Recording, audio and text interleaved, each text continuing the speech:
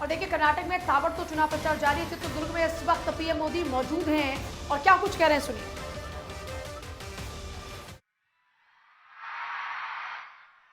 ಮತ್ತು ಓನ್ಕೆ ಓಬವ್ವ ಅವರ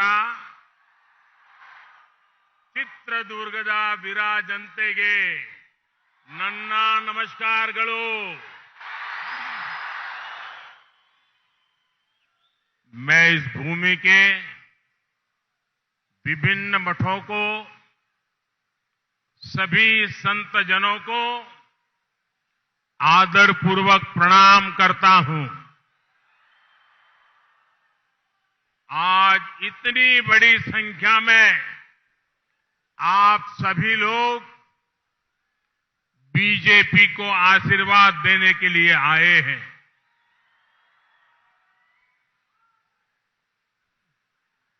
ये नजारा दूर दूर तक लोग खड़े हैं। ये कर्नाटका की जनता का निर्णय साफ है। ಈ ಬಾರಿಯ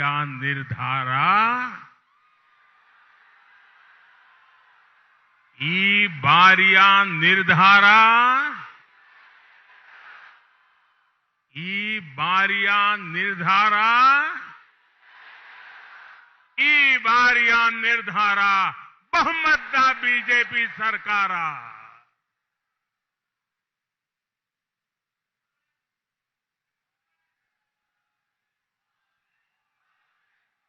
ಬಂಧುಗಳೇ, ನಾನು ಈ ಪುಣ್ಯ ಭೂಮಿಯ ಎಲ್ಲ ಮಠಗಳಿಗೆ, ಎಲ್ಲ ಗುರುಗಳಿಗೆ ನನ್ನ ಭಕ್ತಿಪೂರ್ವಕ ಪ್ರಣಾಮಗಳನ್ನು ಸಲ್ಲಿಸುತ್ತೇನೆ। ಎಲ್ಲಿ ನೋಡಿದರೂ ಜನಸಾಗರ, ಇಷ್ಟು ದೊಡ್ಡ ಸಂಖ್ಯೆಯಲ್ಲಿ ನೀವೆಲ್ಲರೂ ಕೂಡ ಸೇರಿರೋದು ನೋಡಿದ್ರೆ, ನೀವೆಲ್ಲರೂ ಕೂಡ ಈ ಬಾರಿಯ ನಿರ್ಣಯವನ್ನ ಮಾಡಿದ್ದೀರಾ। ಈ ಬಾರಿಯ ನಿರ್ಧಾರ ಬಹುಮತದ ಬಿಜೆಪಿಯ ಸರ್ಕಾರ ಅನ್ನುವಂಥದ್ದು ನಾನು ನೋಡ್ತಾ ಇದ್ದೇನೆ। भाइयों और बहनों, ये आजादी के अमृत काल में कर्नाटका का पहला चुनाव है। ये कर्नाटका का चुनाव कर्नाटका को नंबर 1 राज्य बनाने का चुनाव है। ये चुनाव तय करेगा कि आने वाले 25 वर्षों में कर्नाटका विकास की किस ऊंचाई पर होगा। कर्नाटका को हमें विकसित भारत की ड्राइविंग फोर्स बनाना है, ग्रोथ इंजन बनाना है। और इसलिए हमारे सामने भारतीय जनता पार्टी है। बीजेपी सरकार दोबारा बनाना है, डबल इंजन की सरकार लाना है। ಬಂಧುಗಳೇ, ಇದು ಸ್ವತಂತ್ರದ ಅಮೃತ ಕಾಲದಲ್ಲಿ ನಡೆಯುತ್ತಿರುವಂತಹ ಕರ್ನಾಟಕದ ಮೊದಲ ಚುನಾವಣೆ ಆಗಿದೆ। ಇದು ಕರ್ನಾಟಕವನ್ನ ದೇಶದ ನಂಬರ್ 1 ರಾಜ್ಯವನ್ನಾಗಿ ಮಾಡುವ ಚುನಾವಣೆ ಆಗಿದೆ। ಈ ಚುನಾವಣೆಯಲ್ಲಿ ನಿಶ್ಚಯ ಮಾಡಲಾಗುತ್ತೆ, ಬರುವ ಮುಂದಿನ 25 ವರ್ಷಗಳ ಕಾಲ ಕರ್ನಾಟಕ ಯಾವ ಎತ್ತರಕ್ಕೆ ಹೋಗುತ್ತೆ ಅನ್ನುವಂಥದ್ದು ಈ ಚುನಾವಣೆಯಲ್ಲಿ ನಿರ್ಧಾರ ಆಗುತ್ತೆ। ಕರ್ನಾಟಕವನ್ನು ನಾವು ಅಭಿವೃದ್ಧಿಯ ಮುಂಚೂಣಿಯಲ್ಲಿ ಭಾರತದಲ್ಲಿ ನಂಬರ್ 1 ರಾಷ್ಟ್ರ ಮಾಡಬೇಕಾಗಿದೆ। ಅಭಿವೃದ್ಧಿಯ ಇಂಜಿನ್ ಅನ್ನ ಕರ್ನಾಟಕದಲ್ಲಿ ನಾವು ಚಾಲನೆ ಮಾಡಬೇಕು ಅನ್ನೋದಾದ್ರೆ ನಾವು ಭಾರತೀಯ ಜನಕ್ಕೆ, ಭಾರತೀಯ ಜನತಾ ಪಾರ್ಟಿಗೆ ಮತವನ್ನು ಹಾಕೋದ್ರ ಮೂಲಕ ನಮ್ಮ ಕರ್ನಾಟಕವನ್ನ ನಂಬರ್ 1 ರಾಜ್ಯವಾಗಿ ಮಾಡಬೇಕಾಗಿದೆ। साथियों, मैं कर्नाटका प्रदेश बीजेपी की टीम को, कर्नाटका बीजेपी के नेतृत्व को आज सार्वजनिक रूप से बहुत बहुत बधाई दूंगा। कल जो उन्होंने संकल्प पत्र घोषित किया है। ये बहुत ही अच्छा संकल्प पत्र लेकर आए हैं। इसमें कर्नाटका को देश का नंबर 1 स्टेट बनाने का रोड मैप है। इसमें आधुनिक इंफ्रास्ट्रक्चर का ब्लूप्रिंट है। इसमें महिलाओं के सशक्तिकरण पर जोर है। इसमें युवाओं के उज्जवल भविष्य और रोज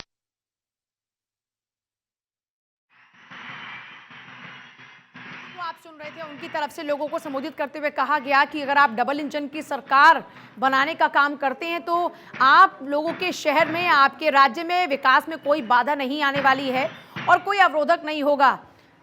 केंद्र की योजनाएं सीधे राज्य तक पहुंचेंगी और लोगों को कोई परेशानी नहीं होगी। युवाओं महिलाओं के सशक्तिकरण पर जोर दिया। कर्नाटक के चित्रदुर्ग में पीएम मोदी की रैली लगातार जारी और यहां पर देखिए जो वहां के और तमाम पारंपरिक संगीत हैं, वो वाद्य यंत्र, सभी का लुत्फ उठा रहे हैं पीएम मोदी। बिल्कुल, और आप देख पा रहे होंगे तस्वीरों में, और यही प्रधानमंत्री नरेंद्र मोदी की खासियत है कि वहां के लोगों के साथ जुड़ना, ये भावनात्मक जुड़ाव जो है वही बीजेपी को कहीं ना कहीं फायदा पहुंचाता है। और खुद प्रधानमंत्री नरेंद्र मोदी जनता के बीच है बीदर में, और जिस तरीके से बेंगलुरु में जनसभा को संबोधित किया था, उस दौरान भी कुछ ऐसी ही तस्वीरें देखने को मिली थी जब वहां के रंग में रंग गए थे प्रधानमंत्री नरेंद्र मोदी। और इन तस्वीरों को भी देख के यही कहा जा सकता है किस तरीके से थाप यहाँ पे बजाते हुए, और ये दरअसल कहीं ना कहीं वहाँ की जो संस्कृति है, वहाँ की जो परंपरा है, उससे जुड़ते हुए प्रधानमंत्री नरेंद्र मोदी दिखाई दे रहे हैं और जो लोगों को भी इससे जोड़ने की कोशिश कर रहे हैं। आप देख पा रहे होंगे चेहरे पर एक अलग ही मुस्कान है और वहाँ की संस्कृति परंपरा से किस तरीके से प्रधानमंत्री नरेंद्र मोदी का ये जुड़ाव लोगों से सीधे तौर पे उनका ये जुड़ाव लोगों से उनके जुड़ाव को और मजबूत करता है। और यही एक वजह है कि बीजेपी को इसका फायदा भी पहुंचता है। खुद प्रधानमंत्री नरेंद्र मोदी ने चुनावी कैंपेन की कमान जो है वो संभाली हुई है। हालांकि बीजेपी की तरफ से कई और ऐसे दिग्गज हैं जो जनसभाओं को आज संबोधित करने वाले हैं, जिसमें स्मृति ईरानी भी हैं, गृह मंत्री अमित शाह भी हैं और जेपी नड्डा भी लगातार ताबड़तोड़ रैलियां कर रहे हैं। तो देखिए, इसी के साथ रुक करते हैं प्रधानमंत्री नरेंद्र मोदी का, जो कि कर्नाटक के चित्रदुर्ग में क्या कुछ कह रहे हैं, सुनते हैं। बढ़ावा देते हैं और दोनों समाज को बांटने की राजनीति करते हैं। इन दोनों दलों की प्राथमिकता कभी भी कर्नाटका का विकास नहीं है। आपके बच्चों का भविष्य उनकी चिंता का विषय नहीं है। ಬಂಧುಗಳೇ, ನಿಮಗೆ ನನ್ನ ಮಾತಿನ ಮೇಲೆ ವಿಶ್ವಾಸ ಇದೆ ಅಂತ ನಾನು ಭಾವಿಸ್ತೇನೆ. ಕರ್ನಾಟಕದ ಜನತೆ ಕಾಂಗ್ರೆಸ್ ಮತ್ತು ಜೆಡಿಎಸ್ಸಿನ ಬಗ್ಗೆ ಎಚ್ಚರದಿಂದ ಇರಬೇಕು. ಕಾಂಗ್ರೆಸ್ ಮತ್ತು ಜೆಡಿಎಸ್ ನೋಡಕ್ಕೆ ಎರಡು ಪಕ್ಷಗಳಾದರೂ ಅವರ ಹೃದಯ ಮತ್ತು ಅವರ ದುರುದ್ದೇಶಗಳು ಎರಡು ಒಂದೇ ರೀತಿಯಾಗಿದೆ. ಈ ಎರಡೂ ಪಕ್ಷಗಳು ಕುಟುಂಬ ರಾಜಕಾರಣ, ಭ್ರಷ್ಟಾಚಾರಕ್ಕೆ ಕೊಟ್ಟು ಭ್ರಷ್ಟಾಚಾರವನ್ನ ಬೆಂಬಲವನ್ನು ಕೊಟ್ಟು ಸಮಾಜಗಳನ್ನ ಒಡೆಯುವಂತ ರಾಜಕೀಯವನ್ನ ಅವರು ನಿರಂತರವಾಗಿ ಮಾಡುತ್ತಾರೆ. ಇವೆರಡು ಪಕ್ಷಗಳ ಪ್ರಾಮುಖ್ಯತೆ ಕರ್ನಾಟಕದ ಅಭಿವೃದ್ಧಿಯನ್ನ ಮಾಡೋ ಕಡೆ ಎಂದೂ ಕೂಡ ಅವರು ಯೋಚನೆಯನ್ನ ಮಾಡಿಲ್ಲ. ನಿಮ್ಮ ಮಕ್ಕಳ ಭವಿಷ್ಯದ ಬಗ್ಗೆ ಅವರು ಎಂದೂ ಕೂಡ ಯೋಚನೆಯನ್ನ ಮಾಡಿಲ್ಲ. साथियों, कांग्रेस जेडीएस के कुशासन का प्रमाण है अपर भद्रा इरिगेशन प्रोजेक्ट। इनको किसानों की चिंता नहीं थी, इसलिए इस प्रोजेक्ट को नजरअंदाज किया। बीजेपी की डबल इंजन सरकार ने अपर भद्रा प्रोजेक्ट को पूरा करने का संकल्प लिया है। इसके लिए 5,500 करोड़ रुपए का बजट तय किया गया है। इस सिंचाई परियोजना से चित्रदुर्ग सहित इस पूरे क्षेत्र के लाखों किसानों को जीवन बदल जाएगा। बीजेपी सरकार ने वाणी विलास सागरा नहरों के आधुनिकीकरण के लिए सैकड़ों करोड़ रुपए का प्रावधान किया है। ಬಂಧುಗಳೇ, ಕಾಂಗ್ರೆಸ್ ಮತ್ತು ಜೆಡಿಎಸ್ಸಿನ ದುರಾಡಳಿತದ ಪ್ರತೀಕ ಯಾವುದು ಅಂತಂದ್ರೆ ಇದೇ ಜಿಲ್ಲೆಯ ಅಪ್ಪರ್ ಭದ್ರಾ ಇರಿಗೇಷನ್ ಪ್ರಾಜೆಕ್ಟ್ ಅನ್ನ ಅವರು ಸಂಪೂರ್ಣವಾಗಿ ನಿರ್ಲಕ್ಷ್ಯ ಮಾಡಿರುವಂಥದ್ದು ಅವರ ದುರಾಡಳಿತದ ಪ್ರತೀಕವಾಗಿದೆ. ನಾವು ಭಾರತೀಯ ಜನತಾ ಪಾರ್ಟಿ ವತಿಯಿಂದ ಈ ಯೋಜನೆಯನ್ನ ಪೂರ್ಣ ಮಾಡಬೇಕು ಅಂತ ಹೇಳಿ 5,500 ಕೋಟಿಯಷ್ಟು ಹಣವನ್ನು ನಾವು ಬಿಡುಗಡೆಯನ್ನ ಮಾಡಿದ್ದೇವೆ. ಈ ಯೋಜನೆಯಿಂದ ಈ ಜಿಲ್ಲೆಯ ಪ್ರತಿಯೊಬ್ಬ ರೈತನಿಗೂ ಕೂಡ ಮುಂದಿನ ದಿನಗಳಲ್ಲಿ ನೀರು ಸಿಗುವಂತಹ ರೀತಿ ಯೋಜನೆ ಲಾಭ ಆಗಲಿದೆ. ಇದೇ ಯೋಜನೆ ಅಡಿಯಲ್ಲಿ ಚಿತ್ರದುರ್ಗ ಜಿಲ್ಲೆಯ ವಾಣಿ ವಿಲಾಸ ಸಾಗರದ ಆಧುನೀಕರಣವನ್ನ ಮಾಡೋದ್ರ ಮೂಲಕ ಆ ಭಾಗದ ರೈತರ ಶಕ್ತಿಯನ್ನು ನಾವು ಹೆಚ್ಚು ಮಾಡುವಂತ ಪ್ರಯತ್ನವನ್ನ ಬಿಜೆಪಿ ಸರ್ಕಾರ ಮಾಡಿದೆ ಅಂತ ನಾನು ಹೇಳೋದಕ್ಕೆ ಇಷ್ಟಪಡ್ತೇನೆ. भाइयों और बहनों, जब तक कर्नाटका में कांग्रेस जेडीएस की सरकार रही तब तक हर प्रोजेक्ट पर काम धीमी गति से होता रहा, रिवर्स गियर में ही चला। डबल इंजन सरकार बनते ही इसमें नई गति आई है। कर्नाटका में हाईवे, रेलवे, एयरपोर्ट के लिए सरकार ने बजट में कई गुना वृद्धि की है। अकेले चित्रदुर्ग जिले में ही 3,500 करोड़ रुपए के नेशनल हाईवे प्रोजेक्ट पर काम चल रहा है।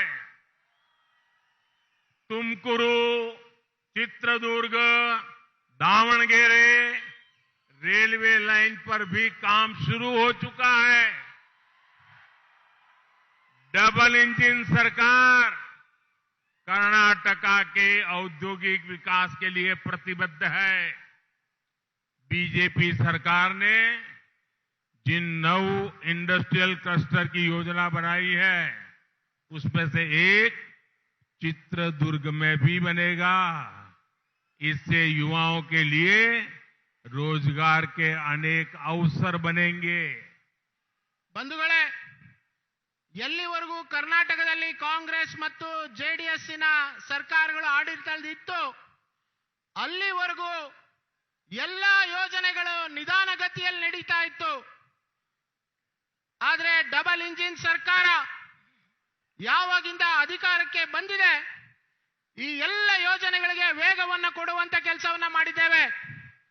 ಕರ್ನಾಟಕದಲ್ಲಿ ಹೈವೇ, ರೈಲ್ವೆ, ಏರ್ಪೋರ್ಟ್ ಈ ರೀತಿ ಅನೇಕ ಮೂಲಭೂತ ಸೌಕರ್ಯಗಳಿಗೆ ಬಿಜೆಪಿ ಸರ್ಕಾರ ಬಜೆಟ್ನಲ್ಲಿ ದೊಡ್ಡ ಮೊತ್ತವನ್ನ ಘೋಷಣೆಯನ್ನ ಮಾಡಿದೆ. ಬರೀ ಚಿತ್ರದುರ್ಗ ಜಿಲ್ಲೆ ಬಗ್ಗೆ ನಾನು ಹೇಳಬೇಕಾದ್ರೆ 3,500 ಕೋಟಿಗೂ ಹೆಚ್ಚು ಹಣವನ್ನು ನಾವು ಚಿತ್ರದುರ್ಗ ಜಿಲ್ಲೆಯ ಹೈವೇಗಳ ಮೇಲೆ ಬಂಡವಾಳ ಹಾಕಿದ್ದೇವೆ. ಅದೇ ರೀತಿ ಬಹುದಿನದ ಬೇಡಿಕೆ ಆದಂತ ತುಮಕೂರು, ಚಿತ್ರದುರ್ಗ, ದಾವಣಗೆರೆ ರೈಲ್ವೆ ಲೈನಿಗೆ ನಾವು ಬಜೆಟ್ನಲ್ಲಿ ಹಣವನ್ನಿಟ್ಟು ಕೆಲಸವನ್ನ ಪ್ರಾರಂಭ ಮಾಡಿದ್ದೇವೆ ಅಂತ ಹೇಳೋದಕ್ಕೆ ನಾನು ಇಚ್ಛೆ ಪಡ್ತೇನೆ. ಡಬಲ್ ಇಂಜಿನ್ ಸರ್ಕಾರ ಇವತ್ತು ಎಲ್ಲ ಕಡೆಗಳಲ್ಲಿ ಕೈಗಾರಿಕಾ ಪ್ರದೇಶಗಳ ಸ್ಥಾಪನೆಯನ್ನ ಮಾಡ್ತಾ ಇದೆ. ಕರ್ನಾಟಕದಲ್ಲಿ ಸುಮಾರು 9 ಕೈಗಾರಿಕಾ ಪ್ರದೇಶವನ್ನ ಸ್ಥಾಪನೆ ಮಾಡೋದರ ಜೊತೆಗೆ ಚಿತ್ರದುರ್ಗದಲ್ಲೂ ಕೂಡ ಒಂದು ಕೈಗಾರಿಕಾ ಪ್ರದೇಶವನ್ನ ಸ್ಥಾಪನೆಯನ್ನ ಮಾಡಿ ಇಲ್ಲಿಯ ಯುವಕರಿಗೆ ಉದ್ಯೋಗ ಸಿಗುವಂತ ಯೋಜನೆಯನ್ನ ನಾವು ಮಾಡಿದ್ದೇವೆ. साथियों, एलू सिट्टिना कोटे यानी सुरक्षा के 7 घेरों का क्षेत्र है। बीजेपी सरकार ने भी योजनाओं का एलू सुत्तिना कोटे तैयार किया है। पहला सुरक्षा घेरा जिसे आप सुरक्षा कोटे बोलते हैं, पीएम आवास योजना के पक्के घर का है। मुफ्त गैस कनेक्शन, हर घर जल होना, दूसरा सुरक्षा घेरा यानी सुरक्षा कोटे गरीबों को मुफ्त राशन का है, भूखमरी से बचाव का है, पोषण का है। तीसरा सुरक्षा घेरा यानी सुरक्षा कोटे आरोग्य का है, आयुष्मान भारत के तहत मुफ्त इलाज का है, मुफ्त टीकाकरण का है। चौथा सुरक्षा घेरा या सुरक्षा कोटे जनधन बैंक खाते और मुद्रा योजना के तहत दी गई लाखों करोड़ रुपए की मदद का है। पांचवा सुरक्षा घेरा या सुरक्षा कोटे संकट के समय मदद का है। जीवन ज्योति योजना, सुरक्षा बीमा योजना और अटल पेंशन योजना जैसे कवच का है। छठा सुरक्षा घेरा या सुरक्षा कोटे बेहतर कानून व्यवस्था का है। माता बहन बेटियों को पूरी सुरक्षा का है। सुरक्षा का सातवां घेरा सुरक्षा कोटे हर समाज के हक को सुरक्षित रखने का है, उन्हें उनका हक देने का है। ಬಂಧುಗಳೇ, ಚಿತ್ರದುರ್ಗ ಅಂತಂದ್ರೆ ಅದು 7 ಸುತ್ತಿನ ಕೋಟೆ ಅಂತೇಳಿ ನಾವೆಲ್ಲರೂ ಕೂಡ ಕರೀತೇವೆ. ಬಿಜೆಪಿ ಸರ್ಕಾರನೂ ಕೂಡ ಇಲ್ಲಿಯ ಕೋಟೆಗೆ 7 ಸುತ್ತಿನ ಭದ್ರತೆ ಇದೆ. ಅದೇ ರೀತಿ ನಾವು ಸಮಾಜಕ್ಕೆ 7 ಸುತ್ತಿನ ಭದ್ರತೆಯನ್ನ ನಾವು ಕೊಡ್ತಾ ಇದ್ದೇವೆ. ಮೊದಲನೇ ಕೋಟೆ ನಾವು ಸರ್ವರಿಗೂ ಮನೆಯನ್ನ ಕೊಡುವಂತ PM ಆವಾಸ್ ಯೋಜನೆ ಅಡಿಯಲ್ಲಿ ಎಲ್ಲರಿಗೂ ಮನೆಯನ್ನ ಕೊಡುವಂತ ಯೋಜನೆಯನ್ನ ಕೊಟ್ಟಿದ್ದೇವೆ. ಅದೇ ರೀತಿ ಆ ಮನೆಗೆ ಗ್ಯಾಸ್ ಅನ್ನು ಕೊಡುವಂತ ಯೋಜನೆ, ಮನೆಗೆ ನೀರನ್ನು ಕೊಡುವಂತ ಯೋಜನೆಯನ್ನು ನಾವು ಕೊಟ್ಟಿದ್ದೇವೆ. ಎರಡನೇ ಸುತ್ತಿನ ಕೋಟೆ ಅಂತಂದ್ರೆ ನಾವು ಗರೀಬ್ ಕಲ್ಯಾಣ ಯೋಜನೆಯಲ್ಲಿ ಪ್ರತಿಯೊಂದು ಮನೆಗೂ ರೇಷನ್ ಅನ್ನ ಕೊಡುವಂತ ಮೂಲಕ ಅವರಿಗೆ ನಾವು ಅನ್ನದ ಯೋಜನೆಯನ್ನ ಕೊಟ್ಟಿದ್ದೇವೆ. ಅವರ ಪೋಷಣೆಯನ್ನ ನಾವು ಗಮನದಲ್ಲಿಟ್ಟು ಕೆಲಸವನ್ನ ಮಾಡಿದ್ದೇವೆ. ಮೂರನೇ ಸುತ್ತಿನ ಕೋಟೆ ಯಾವುದು ಅಂತಂದ್ರೆ ಆಯುಷ್ಮಾನ್ ಭಾರತ ಯೋಜನೆ ಅಡಿಯಲ್ಲಿ ನಾವು ಎಲ್ಲರ ಆರೋಗ್ಯವನ್ನು ರಕ್ಷಣೆ ಮಾಡುವಂತ ಕೆಲಸವನ್ನ ಮಾಡಿದ್ದೇವೆ. ನಾವು ಉಚಿತವಾಗಿ ಲಸಿಕೆಯನ್ನ ನೀಡುವಂತ ಯೋಜನೆಯನ್ನ ಮಾಡಿದ್ದೇವೆ. ನಾಲ್ಕನೇ ಕೋಟೆ ಅಂತಂದ್ರೆ ಆರ್ಥಿಕ ಭದ್ರತೆಯನ್ನ ಮುದ್ರಾ ಯೋಜನೆಯ ಮೂಲಕ ನಾವು ಯಾರಿಗೆ ಸಾಲ ಬೇಕಾಗಿದೆ ಅಂತವರಿಗೆ ಸಾಲವನ್ನ ಕೊಟ್ಟು ನಾವು ಕೋಟ್ಯಾಂತರ ಜನರಿಗೆ ಬದುಕನ್ನ ಕಟ್ಟುವಂತ ಆರ್ಥಿಕ ಶಕ್ತಿಯನ್ನ ಕೊಡುವಂತ ಕೆಲಸವನ್ನ ಮಾಡಿದ್ದೇವೆ. ಐದನೇ ಸುತ್ತಿನ ಕೋಟೆ ಅಂತಂದ್ರೆ ನಾವು ಎಲ್ಲರಿಗೂ ಬೀಮಾ ಯೋಜನೆಗಳನ್ನ ಕೊಟ್ಟಿದ್ದೇವೆ. ಜೀವನ್ ಜ್ಯೋತಿ ಸುರಕ್ಷಾ ಬೀಮಾ ಯೋಜನೆಯನ್ನ ಕೊಟ್ಟಿದ್ದೇವೆ. ಅಟಲ್ ಪೆನ್ಷನ್ ಯೋಜನೆಯನ್ನ ನಾವು ಕೊಟ್ಟಿದ್ದೇವೆ. ಅದೇ ರೀತಿ ನಾವು ಆರನೇ ಸುತ್ತಿನ ಕೋಟೆ ಅಂತಂದ್ರೆ ತಾಯಂದಿರಿಗೆ ನಮ್ಮ ಸೋದರಿಯರಿಗೆ ನಾವು ಸುರಕ್ಷತೆಯನ್ನ ಸಂಪೂರ್ಣವಾದಂತ ಭದ್ರತೆಯನ್ನ ಕೊಟ್ಟು ಅವರನ್ನ ಸುರಕ್ಷಿತವಾಗಿ ಇಡುವಂತ ಕಾನೂನಿನ ವ್ಯವಸ್ಥೆಯನ್ನ ನಾವು ಜಾರಿಗೆ ತಂದಿದ್ದೇವೆ. ನಮ್ಮ ಕೊನೆಯ ಮತ್ತು 7ನೇ ಸುತ್ತಿನ ಕೋಟೆ ಅಂತಂದ್ರೆ ಎಲ್ಲರಿಗೂ ಕೂಡ ಸಾಮಾಜಿಕ ಭದ್ರತೆ ರಕ್ಷಣೆಯನ್ನ ಕೊಡುವಂತದ್ರ ಮೂಲಕ ನಾವು ಹೇಗೆ ಚಿತ್ರದುರ್ಗಕ್ಕೆ 7 ಸುತ್ತಿನ ಕೋಟೆ ಇದೆ, ಬಿಜೆಪಿನೂ ಕೂಡ 7 ಸುತ್ತಿನ ಕೋಟೆಯನ್ನ ಜನರಿಗೆ ಕೊಟ್ಟಿದೆ. भाई और बहनों, हमारे SC, हमारे ST, हमारे OBC भाई बहनों को भी डबल इंजन सरकार का डबल लाभ मिला है। ये अटल जी की सरकार थी जिसने हमारे ST भाई बहनों के लिए ट्राइबल मिनिस्ट्री बनाई थी। यहां की बीजेपी सरकार ने भी आदिवासी भाई बहनों के लिए अनेक योजनाएं चलाई है। हमने बंजारा लंबानी समाज के साथियों को पहली बार प्रॉपर्टी का हक दिया है, उनकी बस्तियों को गांव का दर्जा दिया है, हमने भूमिहीनों को भूमि के पट्टे दिए हैं, बच्चों को स्कॉलरशिप की सुविधा दी है। ऐसे हर कदम से इनके भविष्य में पक्के घर और दूसरी सुविधाएं मिलना और आसान हो जाएगा। ಬಂಧುಗಳೇ, ನಮ್ಮ ಎಸ್ಸಿ ಎಸ್ಟಿ ಮತ್ತು ಒಬಿಸಿ ಬಂಧುಗಳಿಗೆ ನಮ್ಮ ಡಬಲ್ ಇಂಜಿನ್ ಸರ್ಕಾರದ ಅಡಿಯಲ್ಲಿ ಅನೇಕ ಯೋಜನೆಗಳ ಲಾಭವನ್ನು ನಾವು ಕೊಟ್ಟಿದ್ದೇವೆ. ಅಟಲ್ ಬಿಹಾರಿ ವಾಜಪೇಯಿ ಅವರ ಸರ್ಕಾರ ಇದ್ದಂತಹ ಸಂದರ್ಭದಲ್ಲಿ ಒಂದು ಎಸ್ಟಿ ಬಂಧುಗಳಿಗೆ ನಾವು ಒಂದು ಮಂತ್ರಾಲಯವನ್ನ ಪ್ರಾರಂಭವನ್ನ ಮಾಡಿದ್ದು. ಅದೇ ರೀತಿ ಇಲ್ಲಿಯ ಭಾರತೀಯ ಜನತಾ ಪಾರ್ಟಿಯ ಸರ್ಕಾರ ಆದಿವಾಸಿ ಬಂಧುಗಳಿಗೆ ಅನೇಕ ಉತ್ತಮ ಯೋಜನೆಗಳನ್ನ ಕೊಟ್ಟಿದೆ. ನಮ್ಮ ಬಂಜಾರ ಲಂಬಾಣಿ ಸಮಾಜದ ಬಂಧುಗಳಿಗೆ ನಾವು ಮೊಟ್ಟ ಮೊದಲನೇ ಬಾರಿ ನಾವು ಹಕ್ಕುಪತ್ರಗಳನ್ನು ವಿತರಣೆಯನ್ನ ಮಾಡಿದ್ದೇವೆ. ಅದೇ ರೀತಿ ಯಾರಿಗೆ ಭೂಮಿ ಇರಲಿಲ್ಲ ಅಂತವರಿಗೆ ಭೂಮಿಯನ್ನ ಕೊಡುವಂತದನ್ನು ಮಾಡಿದ್ದೇವೆ. ಅವರ ಮಕ್ಕಳಿಗೆ ನಾವು ಸ್ಕಾಲರ್ಶಿಪ್ ಕೊಡುವಂತದನ್ನು ಮಾಡಿದ್ದೇವೆ. ಎಲ್ಲರನ್ನು ಹೆಜ್ಜೆ ಹೆಜ್ಜೆಗೂ ಕೂಡ ನಾವು ಎಲ್ಲ ಈ ಬಂಧುಗಳನ್ನ ನಮ್ಮ ಜೊತೆ ಜೋಡಿಸುವಂತ ಕೆಲಸವನ್ನ ಮಾಡಿ ಅವರ ಕಲ್ಯಾಣಕ್ಕೋಸ್ಕರ ನಾವು ಕೆಲಸವನ್ನ ಮಾಡ್ತಾ ಇದ್ದೇವೆ ಅಂತ ನಾನು ಹೇಳೋದಕ್ಕೆ ಇಚ್ಛೆ ಪಡ್ತೇನೆ. भाइयों और बहनों, कांग्रेस कभी बीजेपी के विकास कार्यों का मुकाबला कर ही नहीं सकती। कांग्रेस ने 2014 से पहले के 10 सालों में जितने मेडिकल कॉलेज बनाए, बीजेपी सरकार ने उससे 2 गुने मेडिकल कॉलेज सिर्फ 9 वर्ष में बना डाले। यहां चित्रदुर्ग में भी नया मेडिकल कॉलेज स्वीकृत हो चुका है। इससे स्वास्थ्य सुविधा तो बढ़ेगी ही, यहां के मेरे जो नौजवान है ना, अब तो बेबी डॉक्टर, पैरामेडिक्स का अवसर मिलेगा। कुछ समय पहले ही केंद्र सरकार ने 150 से अधिक नर्सिंग कॉलेज स्वीकृत किए हैं।